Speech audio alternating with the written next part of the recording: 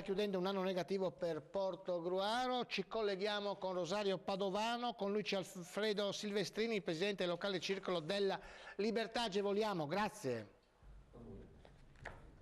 Grazie, prendiamo la linea dal Veneto. Abbiamo invitato Alfredo Silvestrini, presidente del Circolo della Libertà di Portogruaro. Si chiude un 2009 molto negativo per Portogruaro perché le elezioni amministrative non hanno dato il sindaco. Sì, ci aspettiamo invece un 2010 che sia di tutt'altro segno. 20 anni fa, giusto 20 anni fa, Leonardo Sciascia pubblicava Futura Memoria. Ecco, un po' indegnamente vorrei, a futura memoria e a prossima memoria dei cittadini di Portogruaro, augurare un 2010 che sia un momento di svolta. Momento di svolta che deve essere deve partire necessariamente dalla memoria.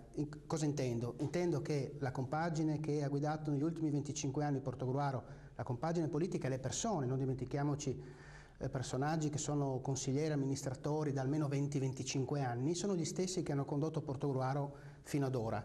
Ecco, faccio un augurio e faccio una domanda ai miei concittadini. Siete contenti? Avete visto dei risultati positivi da questa conduzione, da questa amministrazione? Se sì, è giusto e sarà giusto continuare a premiare queste persone, queste compagini politiche. Se no, come penso io, abbiamo una città asfittica, sterile, senza opportunità. Credo che sarà da premiare delle persone e delle compagini politiche dei partiti che portano novità. Il risultato più negativo in assoluto si è visto nell'ultimo mese, però, presidente Silvestrini, con questa nevicata che ha fatto imbestialire i portoghesi, li ha anche un po' indignati, perché i cittadini si sono sentiti quasi allontanati dalle istituzioni. È stato un momento, diciamo, anche tragico da un certo punto di vista, ne convengo.